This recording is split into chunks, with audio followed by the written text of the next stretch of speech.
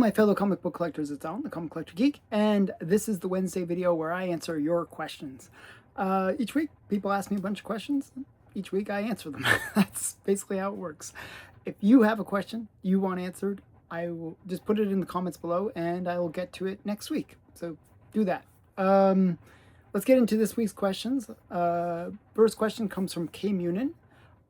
If you were a child during the Golden Age, which comic or character would you have gravitated towards? Probably, just based off, being a child in that era, probably I would have gravitated to Captain Marvel. Because Captain Marvel is an interesting character in the respect that he is a kid himself, and by saying Shazam, he becomes Captain Marvel. I think I would have liked that idea that, I could become a hero just by saying some magic word. I think that would appeal to me. So probably Captain Marvel would be the character I would choose. Now, if I was a bit older, maybe I'd choose go into my female characters. I would have gone into like Miss Mask, Lady Luck, all those characters, Black Fury, all those. But as a child, I'd probably go for Captain Marvel. That'd be the character that kind of had the most appeal to me. Next question comes from Robbie Josephs. What 5 publishers in the Golden Age do you think had the best superhero comics? In order if you can, but not necessary. Okay, so for me, in order kind of top to, or let's go bottom to the top, I guess. It would go MLJ, Quality, maybe Marvel, or Timely. It would have been Timely at the time. And Fawcett, and then DC. And so MLJ has characters like the Shield, Hangman, and a bunch of really cool characters that way. But I actually prefer the characters in Quality, which are like Phantom Lady and the Spirit and the Plastic Man. Those are kind of some of my favorite characters. And then Marvel would be next up. And the reason Marvel is like you got Captain America, you got the Human Torch, you got some pretty cool characters, really cool comics. Like I like the way that the Marvel created content back then. Actually, in some ways, I kind of like their Golden Age better than their Silver Age. It sounds weird, but I really like their Golden Age comics. And then DC, Fawcett would be next, second highest. Because I do like Captain Marvel. I just mentioned that would be the character I most relate to. And I like Mary Marvel, and I do like the Marvel family of characters as well as they had other characters like Spy Smasher and Bullet Man. I really like Bullet Man and Bullet Girl. So there's a bunch of characters within Fawcett that I like. But some of my all-time favorite characters are DC characters like Batman and Superman. Joker. Those are really cool characters that I really like. So Catwoman would be another one. So DC would be the ultimate one that I like the most. So hopefully that answers your question. And Kuramas wrote, I wonder how many comics Hitler appeared in. It's probably insanely high. Yeah, it is insanely high. So in the Golden Age, Hitler appeared on 82 covers. His first cover was actually Captain America #1. His first comic where he kind of appears inside, it's in an ad, but he's inside. It's kind of a fake ad, but it's an ad. Is Sun Kiss Comics, and then or Sun Fun Comics, and then he actually makes his first true appearance in story in this one. This is where Hitler makes his first first appearance in story. He's only in one panel, but he's in story. It's a Tarpe Mills story as well. So this is where he makes his first appearance in comics. And it's Amazing Mystery Funnies Volume 2, number 9. So that's where you get the first Hitler in comics. Since then, he's appeared in 1,579 appearances. He's made that many appearances in comics in general since the Golden Age. I think his first photo cover, if you're, different things, would actually be this one, Daredevil Battles Hitler. This is a photo of Hitler, and there's not that many photo covers of Hitler, so this is, I think, the earliest. This is 1941, so I think it's the earliest. If somebody knows differently, tell me. There's other ones where he does appear on the cover as a photo, but this is the earliest one I can think of. So that's that one. But he's here. I'm going to show some random covers now. So Alex Schomburg doing Hitler. This is Thrilling Comics 41. It's just a great Hitler in bondage cover and getting shot at, which is kind of fun. There's not that many bondage covers of Hitler. There's a lot of ones where he's getting punched, but not many bondage ones. So that's a bondage cover of him. There's another one where he's getting punched. He's like a punching bag, and you got Tojo and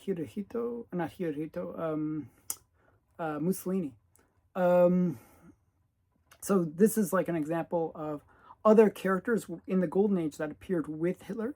So often he was shown with Mussolini and Tojo or Hirohito, one of the two for the Japanese one.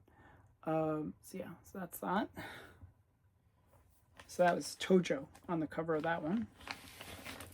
And then we have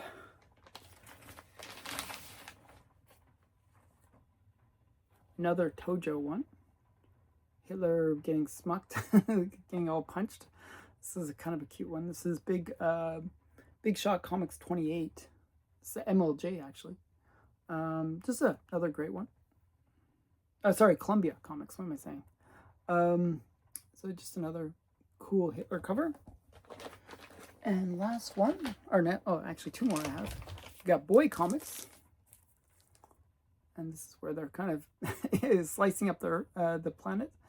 Again, you got, they always kind of try to make fun of the characters of Hitler and other guys by really, making them look a little silly. And you got the crime buster coming in to save the world. So this is another Tojo one. And this is just Hitler by himself. This is another great classic Hitler cover. My favorite Hitler cover, actually. A bit rough, but it's all there. At least it's complete. It's just really beat up, so gets the 0.5 grade. But yeah, you got Hitler with this huge green head with a worm coming out of his ear. Just a classic Hitler cover. So those are some of my Hitler covers. But as I said, he made 82 appearances on the cover and 1,579 appearances overall in comics. So very popular bad guy for comics. So it is pretty high. Another question you wrote is, do you read epics, DC Finest, or omnibuses? I don't generally read omnibuses or epics. I have read DC Finest.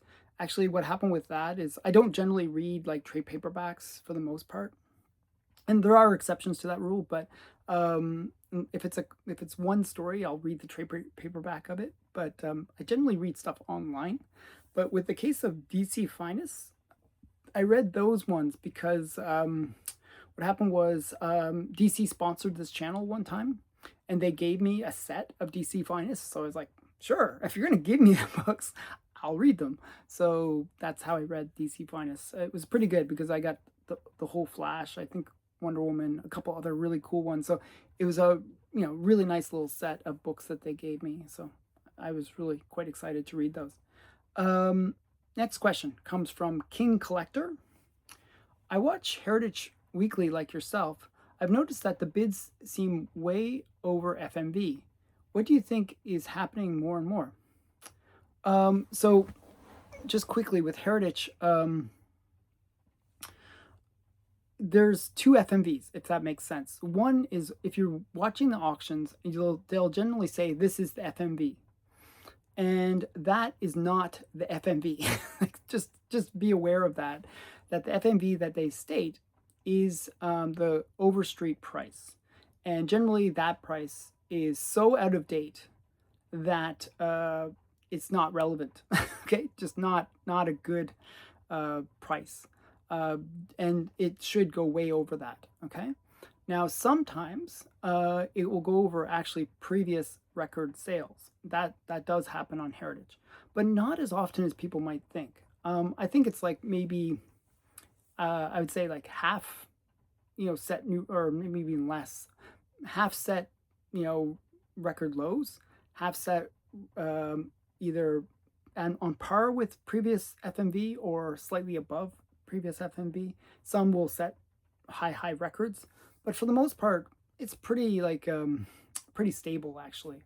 I have noticed a few books going a little crazy, like Matt Baker's or Timely books or certain pre-code horror books have kind of set new records. Even ones where there's a lot where they haven't sold for 5-6 years, and so when it sells on Heritage, well, yeah, it sets a new record, and it's way above FMV because FMV is really not established anymore. The numbers that you see on Go Collect or GPA are not relevant because the last sales might have been 5 years ago. So a lot of the time, it's reestablishing what FMV is. That happens on Heritage when they get those rare books that you just don't see that often.